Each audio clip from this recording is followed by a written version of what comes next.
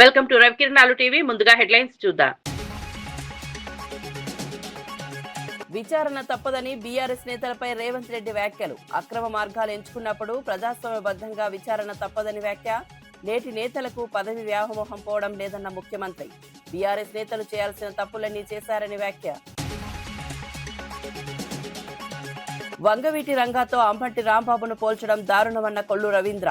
YCP భ్రష్టు పట్టిపోయిందన్న కొల్లు రవీంద్ర కులాలు మతాల పేరుతో రెచ్చగొట్టే ప్రయత్నం చేస్తున్నారని మండిపాటు.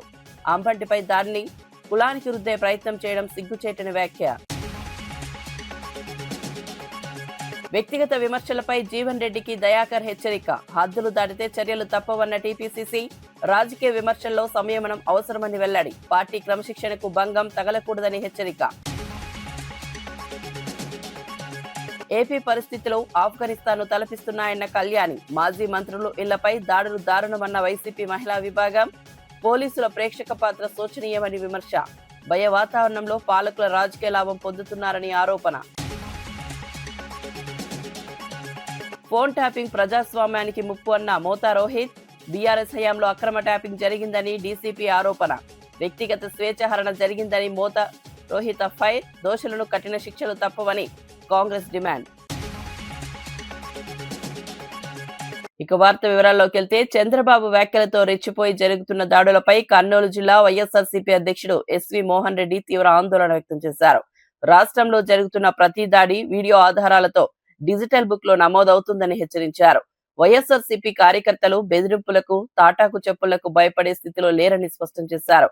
పోలీసు వ్యవస్థ ప్రతిష్టను కాపాడుకోవాల్సిన బాధ్యత అధికారులదేనని, పోలీసులపై ప్రజలకు నమ్మకం పోతే శాంతి భద్రతలు పూర్తిగా గాడి తప్పుతున్నాయని హెచ్చరించారు. బాధితులే ప్రతీకారం తీర్చుకునే పరిస్థితి వస్తే రాష్ట్రం అరాచక దిశగా వెళ్లే ప్రమాదం ఉందని తెలిపారు. ఆంధ్రప్రదేశ్ ను అరాచక రాష్ట్రంగా మార్చవద్దంటూ పోలీసులను ఆయన చేతులెత్తి వేడుకున్నారు. ఈ రోజు అక్కడ ఉన్నటువంటి పోలీసులు, ఆంధ్ర రాష్ట్ర పోలీస్ వ్యవస్థ ప్రతిష్టను దిగజార్చినారని చెప్తున్నా. మాకందరికీ కూడా డిపార్ట్మెంట్ మీద గౌరవం ఉంది, కానీ ఆడ మిమ్మల్ని తోసిపడేస్తున్నారు, మిమ్మల్ని కొడుతున్నారు, మీ ముందనే అంటు పెడుతున్నారు, మీ ముందనే బాంబులు వేస్తున్నారు. మీరు ఊరికే చూస్తూ ఉండారంటే చేతగానితనమా, ఇలాంటి అధికార పార్టీకి తలొగ్గినారా, పూర్తి సరెండర్ అయినారా? అదే జరిగిందంటే, ఇంకా మీ మీద నమ్మకం పోయిందంటే, పోలీసుల దగ్గర పోతే మాకు న్యాయం జరగదని రాష్ట్ర ప్రజలలో వచ్చిందంటే, ఎవరికొద్ది వాడు లా అండ్ ఆర్డర్ చేతిలో తీసుకుంటాడు.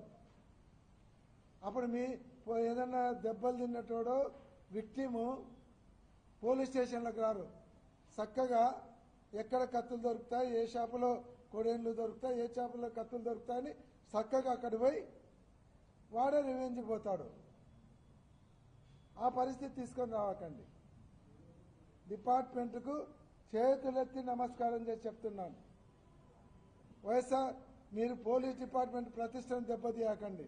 కొంతమంది వలన పోలీస్ డిపార్ట్మెంట్ మీద నమ్మకం పోతే, రాష్ట్రము లా అండ్ ఆర్డర్ గాడి తప్పితే అరాచక ఆంధ్రప్రదేశ్ చేయకండి అని డిపార్ట్మెంట్కి కూడా మనవి చేస్తాం. ఈరోజు మీ సెంట్రల్ ఇంటెలిజెన్స్ ఏం చేస్తుంది? మీకు రిపోర్ట్స్ ఇవ్వడం లేదా? ఇంత అరాచక పాలన జరుగుతుంటే మా కూటమి సభ్యులే చేసుకొని లేని వదిలేసినారా? మీరు కూడా చెప్పండి. ఈ పాపంలో బీజేపీ పార్టీ కూడా కూటమిలో ఉన్నారు కాబట్టి మీకు కూడా పాత్ర ఉన్నట్టు ఈ పాపంలో మీకు కూడా భాగం ఉందనే మేము అనుకోవాల్సి వస్తుంది. కాబట్టి సెంట్రల్ హోమ్ మినిస్టర్ గారు, ఉపాధి హామీ పథకం విషయంలో కేంద్ర ప్రభుత్వం ప్రజలను మోసం చేస్తోందని వైఎస్ షర్మిల తీవ్ర విమర్శలు చేశారు. 50 రోజులు కూడా పని ఇవ్వలేని ప్రభుత్వం 125 రోజులు ఇస్తామని చెప్పడం బూటకమని వ్యాఖ్యానించారు.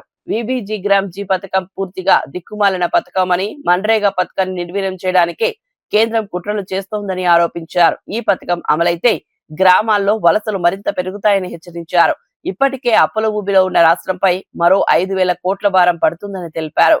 గ్రామ్జీ పథకానికి చంద్రబాబు మద్దతు ఇవ్వడం దుర్మార్గమని విమర్శించారు.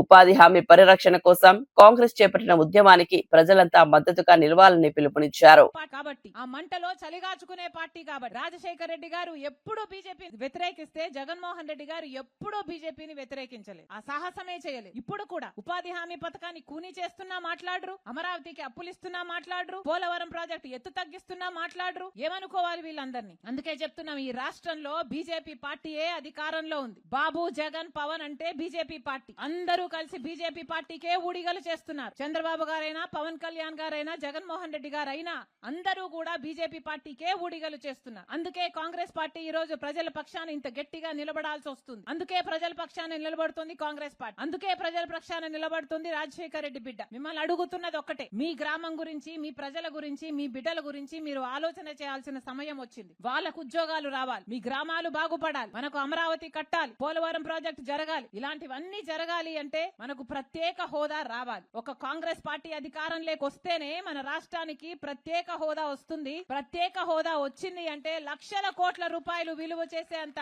మేలు మన రాష్ట్రానికి జరుగుతుంది. మన బిడ్డలకు ఉద్యోగాలు వస్తాయి. మళ్ళీ చెప్తున్నాం, ఉపాధి హామీ పథకం బీజేపీ పార్టీ తెస్తున్న ఈ కొత్త విధానం విబి గ్రామ్ అనే చట్టం ఒక బూటకం. ఎక్కడికక్కడ మీరందరూ కూడా దీన్ని వ్యతిరేకించాలని, కాంగ్రెస్ పార్టీ వైపు నిలబడాలని మీ రాజశేఖర రెడ్డి బిడ్డ శిరస్సు వంచి చేతులు జోడించి మనస్ఫూర్తిగా ప్రార్థిస్తుంది. జోహార్ వైఎస్ఆర్, జోహార్ వైఎస్ఆర్, జోహార్, జై కాంగ్రెస్, జై జై కాంగ్రెస్. మేడారం సమ్మక్క సారాలమ్మ జాతరపై జరుగుతున్న తప్పుడు ప్రచారాలను మంత్రి సీతక్క ఖండించారు. సమ్మక్క సారాలమ్మ దేవతలు నచ్చని వాళ్లే కావాలనే దుష్ప్రచారం చేస్తున్నారని ఆరోపించారు. కొంతమంది స్వాములు, పీఠాధిపతులు కూడా ఉద్దేశపూర్వకంగా జాతరపై అపోహలు సృష్టిస్తున్నారని తెలిపారు. జాతర నిర్వహణలో భక్తులకు ఎలాంటి పెద్ద అసౌకర్యాలు జరగలేదని, భారీ జనసంద్రోహం ఉన్నప్పుడు చిన్న చిన్న పొరపాట్లు జరగడం సహజమని చెప్పారు. వాటిని ఆసరాగా చేసుకుని తప్పుడు ప్రచారం చేయడం సరికాదని సూచించారు. భక్తుల సౌకర్యార్థం ప్రభుత్వం, అధికారులు సమిష్టిగా పనిచేశారని తెలిపారు. మేడారం జాతరపై అపనమ్మకాలు మానేసి వాస్తవాలను గమనించాలని సీతక్క కోరారు. గత కొంతకాలంగా క్లాస్ కొద్దిగా పెరిగి ఈసారి హై క్లాస్ మాస్తో పాటు క్లాస్ పీపుల్ కూడా వచ్చారు. ఒకనొక దశలో అక్కడ ఏముంది, ఉట్టి దేవతలే కదా, ఊరు దేవుళ్ళే కదా, ఎందుకు పోతున్నారు అన్నటువంటి కొంతమంది పూజారులు, స్వాములు ఇంతమంది ఇక్కడికి రావడాన్ని కూడా జీర్ణించుకోలేక, దానికి తోడు ఆ రాజకీయ పార్టీల నాయకులకు కొంత మత కుల పీఠాధిపతులు ఉన్నారు. ఆ పీఠాధిపతులకు, ఆ నాయకులకు ఈ దేవుళ్ళ కాడికి రావడం నచ్చక, ఈ దేవుళ్ళ కాడికి సమ్మక్క సారలమ్మ దగ్గరికి ఇన్ని కోట్ల మంది వస్తుంటే జీర్ణించుకోలేక కొన్ని మీడియా సంస్థలు, కొంతమంది వాళ్ళ అన్యాయ సోషల్ మీడియా ప్రతిదీ కూడా నెగిటివ్ నెరేటివ్ తీసుకుపోయి భక్తుల సంఖ్యను తగ్గించాలనే పెద్ద కుట్ర చేశారు. దానిలో భాగమే ఒక స్వామి డైరెక్ట్ గా జాతరలో ప్రమాదాలు జరిగే ప్రమాదం ఉందని నువ్వు ముందస్తు ఒక వారం, 4-5 రోజుల ముందు, వారం ముందు యూట్యూబ్లలో పెట్టి, అయినా కూడా జనాలు వచ్చారు. నేను పక్కా చెప్తున్నా, ఈ జాతరకు పెరిగినటువంటి ఆదరణను కొన్ని పార్టీలు, కొంతమంది స్వాములు, కొన్ని మీడియా సంస్థలు జీర్ణించుకోలేక తప్పుడు ప్రచారానికి ఎక్కువ ఒడిగొడతా ఉన్నారు. వారు స్పష్టంగా చెప్పిండు, నేను ఆ దేవుణ్ణి నమ్ముకున్నా, ఇక్కడి నుంచి పాదయాత్ర చేసినా అని. ఇవాళ మీరు మంచి మనసుతో నమ్ముకోండి, మంచి మనసుతో మొక్కుకోండి, మంచి చేయండి. కానీ మీ నమ్మకాన్ని, మీ దేవుడు, మీరు కులదైవమో, కుటుంబ దైవాలో, పీఠాధిపతుల గౌరవం కోసం ఈ ప్రాంత ఇలవేల్పులు ఇవాళ ప్రపంచ దేవతలుగా ప్రఖ్యాతిగాంచుతున్నటువంటి సమ్మక్క సారలమ్మ జాతర మీద తప్పుడు ప్రచారాలు చేయడం మానుకోండి. ఆంధ్రప్రదేశ్ లో రెడ్ బుక్ పాలన బ్లడ్ బుక్ దశకు చేరిందని వైఎస్ఆర్సీపీ రాష్ట్ర అధికార ప్రతినిధి వంగవీటి నరేంద్ర తీవ్ర ఆరోపణలు చేశారు. రాష్ట్రం అరాచకాలకు పరాకాష్ఠకు చేరిందనివే, రావణ కష్టాన్ని మించిపోయిన పరిస్థితులు నెలకొన్నాయని వ్యాఖ్యానించారు. ముఖ్యంగా కాపు సామాజిక వర్గం ఈ రాజకీయ మంటల్లో బలైపోతోందని ఆవేదన వ్యక్తం చేశారు. ఏ పార్టీలో అయినా కాపు నాయకుడు ఎదుగుతుంటే తెలుగుదేశం పార్టీ దాష్టీకం చేస్తోందని విమర్శించారు. రాజకీయ ప్రత్యర్థులను భయపెట్టే విధంగా దాడులు, బెదిరింపులు జరుగుతున్నాయని అన్నారు. ప్రజాస్వామ్య విలువలు పూర్తిగా దెబ్బతింటున్నాయని, రాష్ట్రాన్ని తిరిగి శాంతి మార్గంలోకి తీసుకోవాలని ఆయన డిమాండ్ చేశారు. బలిజను కూడా పెట్టారు. ఆ బలిజ రాయలసీమలో నిజంగానే బలైపోతున్నారనేది ఎప్పటి నుంచో చూస్తున్నాం. తెలగాలనేది ఏ విధంగా తెగ నరకబడుతున్నారో కూడా మనం చూస్తున్నాం. ఇక కాపులు అనేవాళ్ళు ఎవరు అధికారంలోకి రావాలన్నా ఒకవేళ వచ్చినా వాళ్ళ గుమ్మాల దగ్గర కాపు కాస్తూ ఇగో ఇవాళ జరుగుతున్నటువంటి పరాకాష్ఠలో ఎదుర్కొన్నటువంటి సంఘటనలు మీ ముందు ఉంచాలని చెప్పనే ఇవాళ నేను ఈ విషయాన్ని మీకు తెలియజేయాలనుకుంటున్నాను. ఎందుకంటే నాటి నుంచి నేటి వరకు నాడు అంటే కాపుల్లో ఒక బలమైన నాయకుడిగా ఎదుగుతున్నటువంటి స్వర్గీయ వంగవీటి మోహన్ రంగా గారి దగ్గర నుంచి తీసుకుంటే ఎవరైనా కానీ ఒక బలంగా ఒక నాయకుడిగా ఎదుగుతుంటే తెలుగుదేశం పార్టీ ఒక స్వార్థపూరితమైన పార్టీ అని ఆ రోజున ఆయన నిలదీశారు. ఆయనని ఎంత దారుణంగా అధికారంతో హతమొందించారో మీకు తెలుసు. మరి తర్వాత నాయకులు ఎంతమంది ఈ తెలుగుదేశం పార్టీని నిలదీస్తున్న వాళ్ళల్లో పేర్లు చెప్పుకుంటూ వెళ్తే ముద్రగడ పద్మనాభం గారి గురించి మనకు చాలా స్పష్టంగా తెలుసు. ఆయన ఎంత దారుణంగా ఆయన సతీమణిని వాళ్ళ కొడుకుని కాపుల గురించి మాకు న్యాయం జరగట్లేదని ప్రశ్నిస్తే హింసించారో మీకు తెలుసు, మనందరం చూసాం. ఇక ఇప్పుడున్న పరిస్థితుల్లోకి తీసుకొస్తే పేరు నాని గారిని కానీ అంబటి రాంబాబు గారిని కానీ ఈ మధ్య కాలంలో జరుగుతున్నటువంటి ఒక 3 నెలల క్రితం పార్టీ ఏదైనా కానీ తెలుగుదేశంలో ఉన్న ఆంధ్రప్రదేశ్ లో జంగిల్ రాజ్ కొనసాగుతోందని వైఎస్ఆర్సీపీ ప్రధాన కార్యదర్శి గడికోట శ్రీకాంత్ రెడ్డి తీవ్ర వ్యాఖ్యలు చేశారు. చట్టపాలన పూర్తిగా నిర్వీర్యమై శక్తి ఉన్నవారే న్యాయంగా మారిన పరిస్థితి నెలకొందని ఆరోపించారు. రాజకీయ ప్రత్యర్థులపై దాడులు బెదిరింపులు పెరిగిపోతున్నా ప్రభుత్వం చూస్తూ ఊరుకుందని విమర్శించారు. ప్రజల ప్రాణాలు ఆస్తులకు భద్రత లేకుండా పోయిందని తెలిపారు. పోలీస్ వ్యవస్థపై రాజకీయ ఒత్తిళ్లు పెరిగి న్యాయం దూరమవుతుందని ఆవేదన వ్యక్తం చేశారు. ఇలాంటి పరిస్థితులు ప్రజాస్వామ్యానికి ప్రమాదకరమని హెచ్చరించారు. రాష్ట్రాన్ని ఆటవిక పాలన నుంచి కాపాడాలంటే ప్రజలంతా అప్రమత్తంగా ఉండాలని, ప్రజాస్వామ్య హక్కుల కోసం పోరాడాల్సిన అవసరం ఉందని గడికోట శ్రీకాంత్ రెడ్డి పిలుపునిచ్చారు. గతంలో హత్య రాజకీయాలు జరిగినప్పుడు కానీ, ఫ్యాక్షన్ రాజకీయాలు జరిగేటువంటి సమయాలలో కానీ, ఇట్లాంటి టైంలలో కూడా పోలీస్ వ్యవస్థ చక్కగా కరెక్ట్గా పనిచేస్తుండేది. ఒత్తిళ్లకు తలదొక్కకుండా న్యాయం వైపు పోయేది. ఇప్పుడు చేస్తున్నటువంటి సిస్టంలో చాలా దారుణంగా ఉన్నాయి. దాడులు చేసేది, ఇల్లులు నిప్పులు పెట్టేది, మళ్ళీ వాళ్ళపైనే కేసులు పెట్టి వాళ్ళనే అరెస్ట్ చేసేది. ఇది సాంప్రదాయమా? రాంబాబు గారు ఒక మాట అన్నారు అని చెప్పి మీరు ఇది చేశారే, మరి అక్కడ వేలాది మంది మీడియాలలో వచ్చి మాటలు మాట్లాడినట్టు ఎన్ని రికార్డ్ అయినాయి కదా. వాళ్ళందరిపైన చర్యలు తీసుకునే దమ్ము మీకు ఎందుకు లేదు? వ్యవస్థలపైన గౌరవం లేనట్లే కదా మీకు. మరి ఆ రోజు పట్టాభి గారు కానీ నేను చెప్పినట్టు నాయకులంతా జగన్మోహన్ రెడ్డి గారిని అంత నీచాది నీచంగా ఘోరంగా మాట్లాడారే, అప్పుడు మేము మాట్లాడింది తప్పు అన్నటువంటి మాట మీ నోట్లో నుంచి ఏ రోజన్నా వచ్చిందా? ఈ మీ దిగజారుడుతనానికి నిదర్శనం ఇది. మరొక పక్క అప్పనంగా 1000 ఎకరాలు సంబంధించి 1000 కోట్లకు సంబంధించిన ఆస్తులు మీ కుటుంబ సభ్యులకి ఇచ్చేసుకుంటాం. ఇవన్నీ అంశాలు ప్రజల్లో ఎక్కడ చర్చకు వస్తాయో అని చెప్పి ఈ దాడులు చేయించడం, దీన్ని డైవర్ట్ చేయించడం, ఇదే ప్రజాస్వామ్యం? నీకు చిత్తశుద్ధి ధైర్యం ఉంటే ప్రశ్నించే వాళ్ళని పిలిపించి ఏందయ్యా మీ బాధ అని చెప్పి కనుక్కో. మేము మాట్లాడే మాటల్లో అసత్యమైనవి ఉంటే అక్కడే ఖండించు. అంతేగాని అది కాకుండా వ్యవస్థని దిగజార్చే విధంగా, ఒక భవిష్యత్తులో ఇదేదో పెద్దగా మీరు సాధించే విధంగా. రాష్ట్రంలో జరుగుతున్న దాడులు విధ్వంసాలు పూర్తిగా పథకం ప్రకారమే జరుగుతున్నాయని వైఎస్ఆర్ కాంగ్రెస్ పార్టీ నేత సజ్జల రామకృష్ణారెడ్డి తీవ్ర ఆరోపణలు చేశారు. జోగి రమేష్ ఇంటిపై జరిగిన దాడి యాదృచ్ఛికం కాదని, కూటమి ప్రభుత్వం ప్రత్యర్థులను భయపెట్టేందుకే ఇలాంటి చర్యలకు పాల్పడుతోందని విమర్శించారు. ఈ అరాచకాలను జాతీయ స్థాయిలో చర్చకు తీసుకెళ్తామని స్పష్టం చేశారు. ప్రభుత్వం ఎన్ని దాడులు చేసినా తాము ప్రశ్నించడం ఆపబోమని, ప్రతి సంఘటనను ఆధారాలతో సహా రికార్డ్ చేస్తున్నామని చెప్పారు. తమను ఇబ్బంది పెట్టాలని చూస్తే భవిష్యత్తులో వడ్డీతో సహా రిటర్న్ గిఫ్ట్ తప్పదని హెచ్చరించారు. ప్రజాస్వామ్యంలో ప్రతిపక్ష స్వరం అణిచివేయాలని చూస్తే అది ప్రభుత్వానికి ప్రమాదకరమని సజ్జల రామకృష్ణారెడ్డి వ్యాఖ్యానించారు. ఇష్యూస్ మీద ప్రశ్నించడానికి సహించలేకున్నాను. దానికోసం కొత్త ఇది క్రియేట్ చేసేసి టెర్రరైజ్ చేసి ఎక్కడ వాయిస్ రేయకూడదని ప్రయత్నం చేస్తాం. ఇది నిలబడదు. ఇది ఖచ్చితంగా ఎదుర్కొంటాం. అన్ని పద్ధతుల్లో న్యాయస్థానాల్లో అప్రోచ్ అవుతాము, మీడియా మీ ద్వారా జనం దృష్టికి తీసుకెళ్తాము, జాతీయ స్థాయిలో కూడా దీన్ని తీసుకెళ్లే ప్రయత్నం చేస్తాం. అలాగే సెంట్రల్ హోమ్ మినిస్టర్ను వాళ్ళను కలిసి హోమ్ సెక్రటరీ కూడా మా పార్లమెంట్ సభ్యులు లెటర్స్ పెట్టారు, అక్కడ కలుస్తారు. ఎన్హెచ్ఆర్సీని అప్రోచ్ అయ్యారు. మీ గొయ్యి మీరు తవ్వుకోండి, మాకు అభ్యంతరం లేదు. మీ గొయ్యి మీరు తవ్వుకోవడంలో భాగంగా మా మీద జరిగే వాటికి ప్రతి దానికి అయితే రికార్డు ఉంటుంది.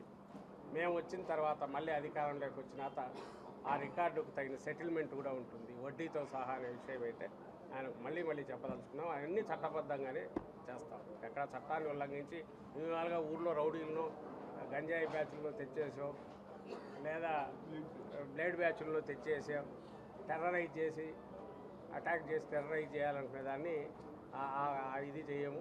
చట్టబద్ధంగానే అన్నీ జరుగుతాయి. మీ మీద అన్ని రకాల కేసులు పెట్టి ఏ రకంగా ఇది చేయాలనేది మాకు తెలుసు. ఒకవేళ మాకు తెలియని ఉంటే మీరు నేర్పిస్తున్నారు కాబట్టి ఖచ్చితంగా మీకు దీనికి తగిన మీకు వాటి యొక్క రిటర్న్ గిఫ్ట్ అనేది ఖచ్చితంగా ఉంటుంది. నేను మీ అందరికీ చంద్రబాబు నాయుడు గారికి చెప్తున్నాను. బీఆర్ఎస్ నేతలు కేసీఆర్ ను జాతిపితగా అభివర్ణించడం ముఖ్యమంత్రి రేవంత్ రెడ్డి ఘాటుగా స్పందించారు. తెలంగాణ ఉద్యమాన్ని నడిపిన వారిలో ప్రొఫెసర్ కోదండరాం ఉద్యమకారుడు కాదా అని ప్రశ్నించారు. ఉద్యమ సమయంలో కోదండరాం ఇంటి తలుపులు బద్దలు కొట్టి అరెస్టు చేసిన ఘటన మీ పాలనలోనే జరిగిందని గుర్తు చేశారు. అప్పుడు ఉద్యమకారుల పట్ల గౌరవం గుర్తుకు రాలేదా అంటూ బీఆర్ఎస్ ను నిలదీశారు. తెలంగాణ ఉద్యమం అనేది ఒక్క వ్యక్తితో సాధ్యపడలేదని, అనేక మంది త్యాగాల ఫలితమే రాష్ట్ర సాధన అని సీఎం స్పష్టం చేశారు. ఉద్యమాన్ని వ్యక్తిగత ఆస్తిలా చిత్రీకరించడం చరిత్రకు అన్యాయమని రేవంత్ రెడ్డి వ్యాఖ్యానించారు. మరి ఈనాడు జాతిపితగా చెప్పుకునే వాళ్ళు, ఉద్యమకారులు అని చెప్పుకునే వాళ్ళు, రాజకీయ పార్టీలు ఒక పరిస్థితిలో వైఫల్యం చెందినాయి అనుకున్నప్పుడు అన్ని రాజకీయ పార్టీలు కలిసి ఒక పొలిటికల్ జేఏసీ పెట్టుకొని ఆ జేఏసీకి చైర్మన్గా ప్రొఫెసర్ కోదండరాం గారిని పిల్లలకు పాఠాలు చెప్పుకునే పంతులను మనం ముందులో పెట్టుకొని తెలంగాణ రాష్ట్రాన్ని సాధించినాం. వారు ఉద్యమకారుడు కాదా? ఉద్యమాన్ని నడపలేదా? రాజకీయ పార్టీలను అన్నిటిని ఒక తాటి మీదకి తీసుకురాలేదా? కుల సంఘాలను, మత సంఘాలను, చివరికి బిచ్చగాళ్ళ సంఘాన్ని కూడా ఏకం చేయగలిగిన శక్తి, రిక్షా దొక్కుకునే సంఘాలను కూడా ఏకం చేయగలిగిన శక్తి ప్రొఫెసర్ కోదండరాం గారు ఆ రోజు బాధ్యత నిర్వహించలేదా? ఇదే రావి నారాయణ రెడ్డి ఇదే హాల్లో అన్ని రాజకీయ పక్షాల సమావేశాన్ని ఏర్పాటు చేసి జానారెడ్డి గారి ఇంటికాడ నుంచి నాకు తెలిసినంత వరకు ఇక్కడికే వచ్చి ఆనాడు తెలంగాణకు అనుకూలము కాదు, ఆ తెలంగాణకు వ్యతిరేకం కాదు, ఆర్ఎస్యు నుంచి ఆర్ఎస్ఎస్ వరకు, కమ్యూనిస్టుల నుంచి కాంగ్రెస్ వరకు ఏకం చేసి తెలంగాణ ఉద్యమాన్ని ముందుకు నడిపించిన ప్రొఫెసర్ కోదండరాం గారు ఉద్యమకారుడు కాదా? మరి అలాంటి ఉద్యమకారుడైన కోదండరాం గారి ఇంటి తలుపులు బద్దలు కొట్టించి పోలీసులతో ఈడ్చుకపోయేటంత నేరం కోదండరాం గారు ఏం చేసిండ్రో మీరు అధికారంలో ఉన్నప్పుడు ఉద్యమకారులకు జరిగిన అవమానం మీరు అప్పుడే మర్చిపోయినరా? తిరుపతి లడ్డూలో జంతువుల కొవ్వు ఉందంటూ చేసిన వ్యాఖ్యలపై తెలుగుదేశం పార్టీ డిఫెన్స్ లో పడిందని వైఎస్ఆర్ కాంగ్రెస్ పార్టీ రాష్ట్ర అధికార ప్రతినిధి మార్గాని భరత్ విమర్శించారు. లడ్డూ పవిత్రతపై ఆరోపణలు చేయడం కోట్లాది భక్తుల మనోభావాలను దెబ్బతీసినట్లేనని అన్నారు. ఏడాదిన్నరగా చంద్రబాబు కూటమి నేతలు తప్పుడు ప్రచారం చేస్తున్నారని ఆరోపించారు.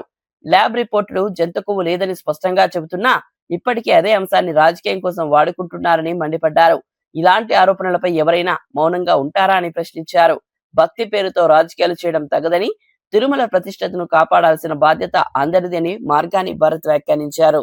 కార్యక్రమం పేజ్ నంబర్ 35 లో ఏదైతే ఈ రిపోర్ట్ ఇచ్చిన దాంట్లో యానిమల్ ఫ్యాట్ ఉందని చూపిస్తా ఉన్నాడు. అది ఎప్పుడుదండి? అది ఎప్పుడైతే సిబిఐ ఎంటర్ అయిన తర్వాత కోర్టుకి ప్రజెంట్ చేసిన దాంట్లో నేను పేజ్ నెంబర్ 35 కూడా చూపిస్తాను. అక్కడ ఎక్కడ ఉందో చూపించండి. మీరు గతంలో మీరు మ్యానుఫ్యాక్చర్ చేసిన పాత రిపోర్ట్స్ ఉన్నాయి కదా, ఆ రిపోర్ట్స్ ఆధారంగా చూసుకుని అందులో చూపిస్తా ఉన్నాడు. ఎప్పుడైతే సిబిఐ ఎంటర్ అయిన తర్వాత, ఒక సిట్ ఫామ్ అయిన తర్వాత, వాళ్ళు ఒక సుమారుగా ఛార్జ్ షీట్, నాకు తెలిసి 400 పేజీల దగ్గర ఛార్జ్ షీట్ కోర్టుకి సబ్మిట్ చేసిన తర్వాత, ఆ సబ్మిట్ చేసిన దాంట్లో 35వ పేజీలు ఎక్కడ ఉందని అడుగుతా ఉన్నా.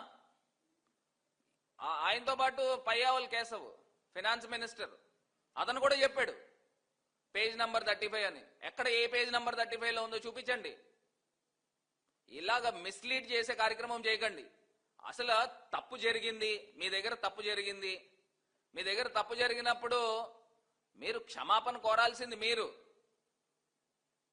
ముగ్గురు 3 ఫ్లైట్లలో, ఎలా 3 ఫ్లైట్లలో తిరుగుతున్నారు కదా, ముగ్గురు 3 ఫ్లైట్లలో తిరుపతి కొండెక్కి అక్కడ వెళ్ళి ముక్కుని నేలపైకి రాసి పొరపాటు జరిగిందని మీరు క్షమాపణ కోరుకోండి. ఎందుకంటే కలియుగంలో మీరు ఈ కాలంలోనే చూసేస్తారు, మీరు ఉంటున్న జీవితంలోనే. ఎందుకంటే మీరు అంత పెద్ద తప్పు చేశారు. దేవుణ్ణి రాజకీయాల్లోకి లాగే అంత వ్యక్తులు మీరు, ఇంత దారుణంగా. మా జగనన్న ఎప్పుడు చెప్తా ఉంటాడు, పైన దేవుడు ఉన్నాడు. ఆ దేవుడే మీకు శాస్త్ర. కుల మతాలను అడ్డం పెట్టుకుని వైసీపీ రాజకీయాలు చేస్తుందని మంత్రి కొల్లు రవీంద్ర తీవ్ర విమర్శలు చేశారు. అక్రమ మద్యం కేసులో అరెస్టైన జోగి రమేష్ పై చట్టపరమైన చర్యలు తీసుకున్నామని తెలిపారు. తప్పుడు పనులు చేస్తూనే చంద్రబాబు లోకేష్ లపై ఇష్టమొచ్చినట్లు మాట్లాడడం వైసీపీ నేతలకు అలవాటైందని అన్నారు. అంబటి రాంబాబు చేసిన వ్యాఖ్యలు సభ్య సమాజం సిగ్గుపడేలా ఉన్నాయని వ్యాఖ్యానించారు. ప్రజాస్వామ్యంలో విమర్శలకు హద్దులు ఉండాలన్నారు. వైసీపీ నేతల భాషల పట్ల ప్రజల్లో తీవ్ర ఆగ్రహం ఉందని, అదే వారి రాజకీయ పతనానికి కారణమవుతుందని మంత్రి కొల్లు రవీంద్ర స్పష్టం చేశారు. ప్రజలను రెచ్చగొట్టే వ్యాఖ్యలు మానుకుని బాధ్యతాయుతంగా వ్యవహరించాలని హితవు పలికారు. భ్రష్టు పట్టినటువంటి వైఎస్ఆర్ పార్టీ ఇవాళ వైసీపీ నాయకులు ఇష్టారాజ్యంగా మాట్లాడి, వాళ్ళు మాట్లాడినటువంటి భాషకి ప్రజల్లో వచ్చినటువంటి వ్యతిరేకతని ఇవాళ కులాల పేరు చెప్పి, మతాల పేరు చెప్పి, కుల మతాల మీద ఇవాళ పేలాలు ఎక్కువాలనే ప్రయత్నం చేస్తా ఉన్నారు. కుల మతాలను అడ్డం పెట్టుకుని రాజకీయం చేయాలని ప్రయత్నం చేస్తున్నారు. నిజంగా ఇది చాలా సిగ్గుచేటు. ఇవాళ మద్యం కేసులో అరెస్ట్ అయినటువంటి వ్యక్తి జోగి రమేష్ సిగ్గు లేకుండా నిస్సిగ్గుగా చేసిందేమో తప్పుడు పని, నిస్సిగ్గుగా వచ్చి ఇవాళ చంద్రబాబు నాయుడు గారి గురించి, లోకేష్ గారి గురించి మాట్లాడుతూ ఉన్నా అంటే నిజంగా సిగ్గుచేటు. అట్లాగే అంబటి రాంబాబు అతను మాట్లాడినటువంటి భాష చూసాం. ఇవాళ సభ్య సమాజం సిగ్గుపడే విధంగా ఇవాళ అంబటి రాంబాబుని ప్రతి ఒక్కరు కూడా చేదరించుకుంటా ఉన్నారు. దీన్ని రాజకీయం చేసి కులముద్ర చుట్టాలని ఇవాళ వంగవీటి మోహన్ రంగా గారితో అంబటి రాంబాబు గారిని పోలుస్తూ అంటే ఒకసారి మనం అందరూ కూడా ఆలోచించాలి. మరి ఆయన స్థాయి ఏంటి? రోడ్డు పక్కన ఆంబోతుల్లా మాట్లాడే అంబటి రాంబాబు పరిస్థితి ఏంటి? పార్క్ హైత్ పాండు మాటలపై జాగ్రత్తగా ఉండాలని TPCC general secretary Chanagani Dayakar Jeevan రెడ్డికి హెచ్చరిక చేశారు. రాజకీయ విమర్శల్లో వ్యక్తిగత స్థాయికి దిగజారితే పరిణామాలు తీవ్రంగా ఉంటాయని అన్నారు. కాంగ్రెస్ పార్టీ క్రమశిక్షణకు ప్రాధాన్యమిస్తోందని, హద్దులు దాటిన వ్యాఖ్యలను సహించబోమని స్పష్టం చేశారు. ప్రజా సమస్యలపై చర్చ చేయాల్సిన రాజకీయాలు వ్యక్తిగత ఆరోపణల దాకా వెళ్లడం సరికాదని అన్నారు. రాష్ట్ర రాజకీయాల్లో వాతావరణాన్ని చెడగొట్టే ప్రయత్నాలు చేస్తే పార్టీ పరంగా చర్యలు తప్పవని హెచ్చరించారు. ప్రజల్లో అపోహలు సృష్టించే వ్యాఖ్యలను తక్షణమే ఆపాలని చనగని దయాకర్ సూచించారు. కూడా కనీసం పన్ను చెల్లించకుండా ఇవాళ ఈ ప్రభుత్వం వచ్చిన తర్వాత సీజ్ చేసిందనే విషయాన్ని మర్చిపోవద్దు. బిడ్డ నువ్వు కూడా మాట్లాడుతుంటే ఎట్లా? ముఖ్యమంత్రి గారి పైన, ప్రభుత్వం పైన, పోలీసుల పైన నువ్వు మాట్లాడతావు. నీ సకదానం నీ పేరే, అసలు పేరే పార్క్ హైత్ పాండ్ అని పెట్టారు. నువ్వు కూడా మాట్లాడితే ఎట్లా? జీవన్ రెడ్డి గారు ఒళ్ళు జాగ్రత్త పెట్టుకొని మాట్లాడు. మీకు నిజంగా చిత్తశుద్ధి ఉంటే ఫోన్ ట్యాపింగ్ వ్యవహారం పైన మీ నాయకుల్ని తీసుకొచ్చి మాట్లాడి విచారించు. ప్రభుత్వం ఏదో గుడ్డగాల్చి మీద ఎవరు ఇవ్వట్లేదు. మీ ఆయంలో జరిగినటువంటి అత్యంత ప్రమాదకరమైనటువంటి ఫోన్ ట్యాపింగ్ వ్యవహారాన్ని సిట్ అధికారులు ఈరోజు చాలా నిబద్ధంగా, ప్రజాస్వామ్యబద్ధంగా, రాజ్యాంగబద్ధంగా చేస్తూ ఉన్నారు. దానికి సహకరించాల్సింది పోయి అవాకులు చివాకులు ఎందుకు బట్టలు చెప్పుకుంటున్నారు? ఏం మాట్లాడుతున్నారు నాకు అర్థం కాకూడదు. ఇష్టానుసారంగా మాట్లాడుతున్నారు, ఏది పడుతుంది. అసలు వ్యవహారం ఏంది? ఫోన్ ట్యాపింగ్లో వ్యవహారం ఏంది? మీరు మాట్లాడేది ఏంది? కాబట్టి జీవన్ రెడ్డి కాస్త ఒళ్ళు జాగ్రత్త పెట్టుకొని మాట్లాడు. నీ సక్కదానం, నీ ఆయంలో 10 ఏళ్ల పాటు అధికారం ఉన్నప్పుడు నువ్వు ఏం చేసినావు, ఎట్లెట్లా ఎవరిని బెదిరించినావు, నువ్వు ఏడా ఇది చేసినావు అనేది అంతా కూడా తెలంగాణ ప్రజల ముందు నీ బతుకంతా రికార్డ్ అయి ఉంది. నీ బతుకంతా ఏదో ఆర్టీసీ బస్ స్టాండ్ ఎంతనో నీ బతుకు కూడా అంతే అయిందనే విషయాన్ని మర్చిపోవద్దు. కాబట్టి ప్రభుత్వ భూముల్ని కబ్జా చేసుకొని కాంప్లెక్స్ కట్టిన నీలాంటోడు కూడా మాట్లాడితే తెలంగాణ ప్రజలు నవ్వుకుంటున్నారు. కాస్త ఒళ్ళు జాగ్రత్త పెట్టుకొని మాట్లాడు జీవన్ రెడ్డి అని కూడా హెచ్చరిస్తా ఉన్నాం. ఫోన్ ట్యాపింగ్ అనేది ప్రజాస్వామ్య విలువలకు విరుద్ధమైన తీవ్రమైన నేరమని ఖైరతాబాద్ డీసీసీ అధ్యక్షులు మోతా రోహిత్ పేర్కొన్నారు. దేశ భద్రతకు ముప్పు ఉన్న సందర్భాల్లో మాత్రమే చట్టపరంగా ట్యాపింగ్ చేయాల్సి ఉంటుందని, కానీ బీఆర్ఎస్ పాలనలో ప్రతిపక్ష నేతలు, పోలీస్ అధికారులు, సెలబ్రిటీలు వారి కుటుంబ సభ్యుల ఫోన్లను కూడా అక్రమంగా ట్యాప్ చేశారని ఆరోపించారు. ఇది అధికార దుర్వినియోగానికి పరాకాష్ట అని విమర్శించారు. ఈ అక్రమ చర్యలను అమలు చేయడానికి నమ్మకస్తులని కీలక పదవుల్లో నియమించి మొత్తం వ్యవస్థను వ్యక్తిగత ప్రయోజనాల కోసం వాడుకున్నారని మండిపడ్డారు. ఫోన్ ట్యాపింగ్ ద్వారా ప్రజల వ్యక్తిగత స్వేచ్ఛను హరించారని, ఈ వ్యవహారంలో బాధ్యులైన వారిపై కఠిన చర్యలు తీసుకోవాలని డిమాండ్ చేశారు. ప్రజాస్వామ్యాన్ని కాపాడాలంటే చట్టం తన పని తాను చేయాలని స్పష్టం చేశారు.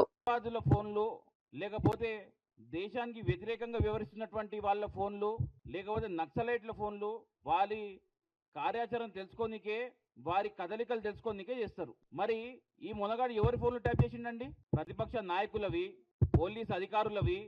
సరే, ప్రతిపక్ష నాయకులవి ట్యాప్ చేస్తుండంటే మేము చేస్తున్న తప్పుడు పనుల మీద ప్రజల తరఫున పోరాడుతుండ్రు, వీరికి ఎవరెవరు మరి ఇన్ఫర్మేషన్ ఇస్తున్నారని తెలుసుకోనికే ట్యాప్ చేసింది అనుకుందాం. కానీ సిగ్గు లేకుండా ఎంతో మంది సెలబ్రిటీలవి, మొగుడు పిల్లలవి, దీనికంటే నీచానికి ఇంకా దిగజారలేము అన్న ప్రతిసారి ఇంకా ఎక్కువ దరిద్రపు పనులు ఈ కేసీఆర్ కానీ కేటీఆర్ కానీ చేసిరని చెప్పేసి మనం అందరం కూడా మీడియా కథనాల ద్వారా చూసినాం. ఈ ఫోన్ ట్యాపింగ్ కోసం అందరూ సహకరించారని తెలిసి వేరే అధికారుల మీద నమ్మకం లేక తన కులపోళ్లను, చుట్టాలను ప్రభాకర్ రావుని ఇంటెలిజెన్స్ చీఫ్ గా నియమించుకొని ప్రణీత్ రావు అనే ఒక అధికారి 2007లో ఒక ఎస్ఐ ర్యాంక్ అధికారికి ప్రమోషన్, జనరల్ గా ఒక ఎస్ఐ ర్యాంక్ అధికారికి ప్రమోషన్ ఇవ్వాలంటే ఉగ్రవాదుల మీద అలుపెరగని పోరాటం చేసి తన ప్రాణాలకు తెగించి పోరాడిన వాళ్ళకి ఇస్తారు, లేకపోతే నక్సలైట్లతోని ప్రాణాలకు తెగించి పోరాడిన వాళ్ళకి ఇస్తారు. మరి ఈయన ఏం చేసిండండి? కేవలం ఈ ఫోన్ ట్యాపింగ్ ని పర్యవేక్షించాలే, వేరే వాళ్ళ మీద నమ్మకం లేక తన సొంత పోడు కావాలని చెప్పేసి ఈ ప్రణీత్ రావు అనే ఒక ఎస్ఐకి ప్రమోషన్ ఇచ్చి డిఎస్పీ చేసి తనకి బాధ్యత అప్పచెప్పడం జరిగింది. భుజంగరావు, రాధాకిషన్ రావు అంటే ఈ తిరుమల లడ్డూలో జంతువుల కొవ్వు కలిసిందని మాట్లాడేందుకు చంద్రబాబుకు ఏ ఆధారం ఉందని వైఎస్ఆర్సీపీ అధికార ప్రతినిధి కారుమూరు వెంకటరెడ్డి ప్రశ్నించారు. లడ్డూ పవిత్రతను దెబ్బతీసేలా వ్యాఖ్యలు చేసి ఇప్పుడు వాటిని సమర్థించడం దారుణమని విమర్శించారు. ల్యాబ్ రిపోర్టులు కల్తీ జరగలేదని స్పష్టంగా చెప్పినా ఇప్పటికీ కల్తీ నెయ్యి అంటూ ఎల్లో మీడియాతో కలిసి తప్పుడు ప్రచారం చేస్తున్నారని ఆరోపించారు. కోట్లాది మంది భక్తుల మనోభావాలతో చెలగాటమాడటం సరికాదని అన్నారు. రాజకీయ లబ్ధి కోసం దేవాలయాలను, ప్రసాదాలను వాడుకోవడం ప్రమాదకర ధోరణి అని హెచ్చరించారు. తిరుమల తిరుపతి దేవస్థానం ప్రతిష్టను కాపాడాల్సిన బాధ్యత పాలకులదేనని, భక్తుల విశ్వాసాన్ని దెబ్బతీసే వ్యాఖ్యలపై ప్రజలు గమనిస్తున్నారని కారుమూరు వెంకటరెడ్డి స్పష్టం చేశారు. మీ రాజకీయ అవసరాల కోసం, స్వార్థ అవసరాల కోసం 1,00,000 సార్లు మీరు రోడ్డు మీదకి వచ్చి నా భార్యను ఎలా అన్నారు అని చెప్పి మాట్లాడారు. మీరు ఇప్పుడు తిరుమల వెంకటేశ్వర స్వామి ప్రతిష్టను, పవిత్రతను పూర్తిగా ఈరోజు బజార్లోకి తీసుకొని వచ్చి నిస్సిగ్గుగా మాట్లాడుతూ ఉన్నారు. నేను ఒకటి స్పష్టంగా ఈరోజు మీరు చేస్తున్నటువంటి నీచమైనటువంటి రాజకీయం, ఎన్డీడీబీ ల్యాబ్ కానీ, గుజరాత్లోని ఎన్డీడీబీ ల్యాబ్ కానీ, అదేవిధంగా హర్యానాలోని ఎన్డీఆర్ఐ ల్యాబ్ కానీ ఎక్కడా కూడా జంతువుల కొవ్వు ఇలాంటివి కలవలేదని చెప్పినా ఇంకా మీరు కలిసిందని చెప్పి దుర్మార్గమైనటువంటి ప్రచారం చేస్తున్నారే. ఇదేమన్నా హెరిటేజ్ నెయ్యిలాగా కల్తీ ఉంటుందా? హెరిటేజ్ నెయ్యిలాగా కల్తీ ఉంటుందని చెప్పేస్తే, లేదంటే మీ ఎల్లో బఫుల్ని కూడా హ్యాపీగా ఫీల్ అవుతారు కదా. మీ ఎల్లో బఫుల్ని కూడా హెరిటేజ్ నెయ్యిలాగా అంతా కల్తీగానే ఉంటుందని చెప్తే ఇక దానికి అవుతారు కదా. క్షమాపణ చెప్పండి ఇప్పటికైనా. ఈ 75 ఏళ్ల వయసులో మీరు పాపం చేస్తూ ఉన్నారు. మీ పాపానికి క్షమాపణ చెప్పండి. ఒకరోజేమో రసాయనాలు అంటారు, ఓ రోజేమో కల్తీ నెయ్యి అంటారు, ఓ రోజు సింథటిక్ నెయ్యి అంటారు, ఓ రోజు గొడ్డు కొవ్వు అంటారు, ఓ రోజు పంది కొవ్వు అంటారు. ఇక్కడ జంతువుల కొవ్వు కలవలేదని చెప్పి మీరు బాధపడుతున్నట్టుగా ఉంది. జంతువుల కొవ్వు కలపాలని చెప్పి మీరు ప్రయత్నిస్తున్నట్టుగా మాట్లాడుతూ ఉంది. ఇక్కడ శ్రీవారితో పెట్టుకుంటే ఈ జన్మలోనే అనుభవిస్తారు. ఖచ్చితంగా ఇదైతే నిజం. వెంకటేశ్వర స్వామితో పెట్టుకున్న వాళ్ళు ఖచ్చితంగా కూడా అనుభవిస్తారు. అది ఈరోజు ఎవరు వెంకటేశ్వర స్వామి ప్రతిష్టను దిగజారుస్తూ ఉన్నారో, మీరు ఫ్లెక్స్లు వేసి రోడ్ల మీద లడ్డూ ఫ్లెక్స్లు వేసి మహా అపచారం జరిగిందని చెప్పి ఇంకా తప్పుడు ప్రచారాలు చేస్తుంది మీరు కాదా?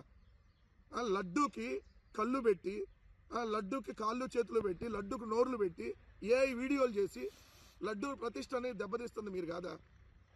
ఇంకా కూడా సిగ్గు లేకుండా ఎలా మాట్లాడతావు?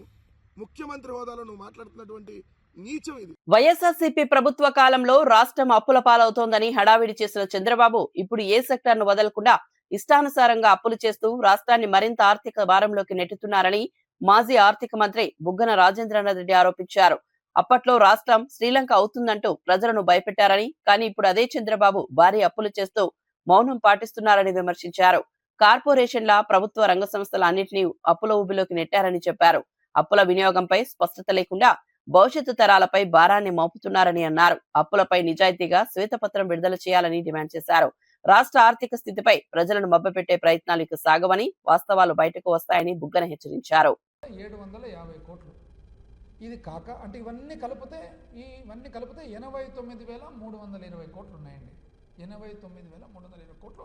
ఈ 89,320 కోట్లలో మనము ఏదైతే జలజీవన్ మిషన్ మాదిరి చూసినట్లయితే ఇవన్నీ కూడా చాలా వరకు మీరు మీ రాష్ట్ర ఖర్చుల కోసం వాడినట్లు అర్థమవుతుంది. లేకుంటే భారతదేశ వ్యాప్తంగా దేశానికంతా కలిసి జలజీవన్ మిషన్లో 17,000 కోట్లు ఖర్చు పెడితే దేశానికంతా కలిసి అంటే అందులో రాష్ట్ర వాటా ఎంత? 17,000 కోట్లలో సగం ఎంత అవుతుంది? 8,500 కోట్లు. మొత్తం దేశమంతా కలిసి 8,500 కోట్లు రాష్ట్రాలు ఖర్చు పెడితే మీరు మాత్రము ఆ జలజీవన్ మిషన్ పేరు మీద 12,000 కోట్లు అప్పు చేసినారండి. అంటే ఎక్కడ వాడినట్లేదు? అదేవిధంగా పవర్ ఫైనాన్స్, అదేవిధంగా మార్క్ఫెడ్, అదేవిధంగా ఏదన్నా చూడండి. ఇది కాక రాజధాని పేరు మీద రాజధానికి వచ్చేసి ప్రపంచ బ్యాంకు, ఏషియన్ డెవలప్మెంట్ బ్యాంకు నుంచి 15,000 కోట్లు, హడ్కో నుంచి 11,000 కోట్లు, జర్మనీకి చెందిన KFW సంస్థ నుంచి 5,000 కోట్లు, మరి NABFID నుంచి 7,500 కోట్లు, APPFCL నుంచి 1,500 కోట్లు, నాబార్డు నుంచి 7,387 కోట్లు, మొత్తం 47,387. ఇప్పటికీ రాజధాని తరఫున రాజధాని కోసము అమరావతి కోసం 47,387 కోట్లు. ఎక్కడికి వెళ్తున్నాము అని మాకేం చెప్తారు? అప్పులు అప్పులు అప్పులు, అది చేసిరి ఇది చేసిరి, శ్రీలంక, వెనిజులా, కొలంబియా అంటారు.